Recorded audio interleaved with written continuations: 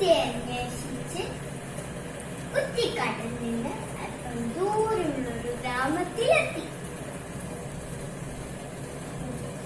ഉച്ചതിരിഞ്ഞ സമയമായതിനാൽ അവിടെ ആരും ഉണ്ടായിരുന്നില്ല. കുറുക്കൻ വീട്ടുമുറ്റത്തേക്ക് ഓടി. അവിടെ രണ്ട് കോഴിക്കുഞ്ഞുങ്ങൾ. കുറുക്കൻ അവയോട് പറഞ്ഞു, ഇതിനെ തിന്നാലെ മനുഷ്യൻ അടങ്ങില്ല. കുറുക്കൻ തൊഴുത്തിലേക്ക് ഓടി. ഇവിടെയാതോ രണ്ടു വലിയ കോഴികൾ, പൂവൻകോഴിയും പിടക്കോഴിയും. അവ ഉണങ്ങിയ ചാണകം ചിക്കിക്കൊണ്ടിരിക്കുകയാണ്. കുറുക്കൻ അവയെ നോക്കി പറഞ്ഞു, ഇതിനെ തിന്നാലെന്റെ വിശപ്പോ അല്ല, ഇതിനെയും തിന്നാലെന്റെ വിശപ്പ് അടങ്ങില്ല.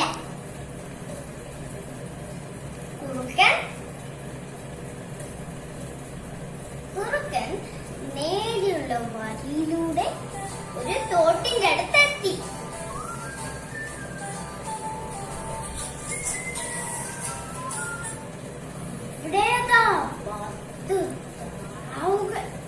പത്തും വരി വരിയായി നീന്തുകയാണ്.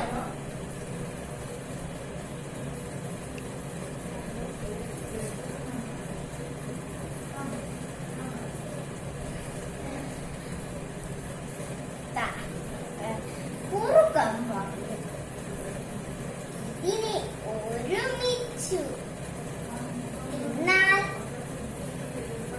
എന്റെ വിശപ്പ് തിരിമാറും. കുറുക്കൻ പൊന്തയ്ക്കടിയിൽ പതുങ്ങിയിരുന്നു. താറാവുകൾ അടുത്തു വന്നതും ഭയങ്കരമായ ശബ്ദത്തോടെയും ഭാവത്തോടെയും കുറുക്കൻ അവർക്ക് നേരെ കുതിച്ചു ചാടി. എത്ര ഭയങ്കരനാല ആയാലും 10 താറാവുകൾക്കെതിരെ ഒരു കുറുക്കൻ ഒന്നുമല്ല. താറാവുകൾ കരക്കെത്തിയതും കുറുക്കന്റെ ചുറ്റും നിന്ന് അവനെ കൊത്താൻ തുടങ്ങി. ആയുസിന്റെ ബലം കൊണ്ട് മാത്രം കുറുക്കൻ താറാവുകളുടെ കൊത്തിൽ നിന്ന് രക്ഷപ്പെട്ടു.